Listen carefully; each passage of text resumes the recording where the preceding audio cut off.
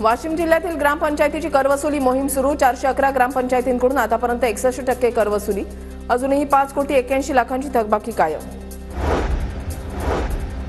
थकबाकी वसुलीसाठी सोलापूर महापालिकेची अनोखी शक्कल। सोलापूरच्या गड्डा यात्रेमध्ये महत्त्वाच्या ठिकाणी थकबाकीदारांचे मोठे फलक लावण्यात आले। थकबाकी भरली नाही तर कायदेशीर कारवाईचाही इशारा। करमाळा तालुक्यामधल्या उंदरगावमध्ये 7 दिवसीय ग्राम स्वच्छता सप्ताहाचं आयोजन। यशवंतराव चव्हाण महाविद्यालयाच्या माध्यमातून गावामध्ये स्वच्छता शोष खड्डे तयार करण्याचा उपक्रम हाती। ग्रामपंचायतीचाही सहभाग।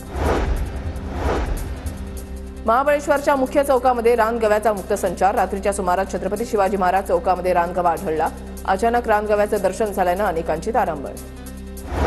वाशिम जिल्ह्यामधल्या कापूस उत्पादक चिंतेमध्ये मजुरांचा तुटवडा आणि नैसर्गिक आपत्तीमुळे शेतकरी अडचणीत। कारंजा, माधोरा आणि मंगळूरपीर तालुक्यामध्ये कापूस वेचणीचं काम रखडलं।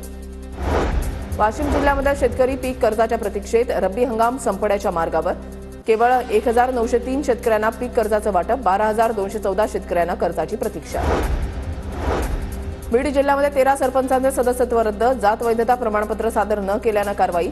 418 ग्रामपंचायत सदस्यांचेही सदस्यत्व रद्द। जिल्हाधिकाऱ्यांची कारवाई। हिंगोलीमधल्या सेनगाव तालुक्यामध्ये प्रसिद्ध कोळसा इथल्या खंडोबा महाराजांच्या यात्रेला सुरुवात। शेकडो वर्षांची परंपरा असलेली यात्रा महिनाभर चालणार। मराठवाड्यासह विदर्भातून मोठ्या प्रमाणात भक्त दाखल।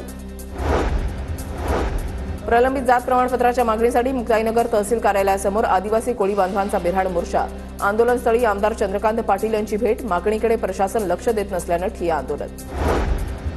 परभणीच्या वसंतराव नाईक मराठवाडा कृषी विद्यापीठाचा कारभार फक्त 40% कर्मचाऱ्यांवर सुरू। विद्यापीठामध्ये तब्बल 1,600 पदं रिक्त। पदभरती करण्याची मागणी। जळगावच्या 18 शिवारामध्ये अज्ञाताकडून शेती साहित्याचं नुकसान। विहिरीमधील वीज पंपाच्या चोरीचं प्रमाणही वाढलं। पोलिसांनी गस्त वाढवण्याची शेतकऱ्यांची मागणी। जळगावच्या साखळीमध्ये टाळ मृदंगाच्या गजरामध्ये भव्य शोभायात्रा। दरवर्षीप्रमाणे यंदाही शेगावला जाण्यासाठी शोभायात्रेचं आयोजन। मोठ्या संख्येनं ग्रामस्थांची उपस्थिती।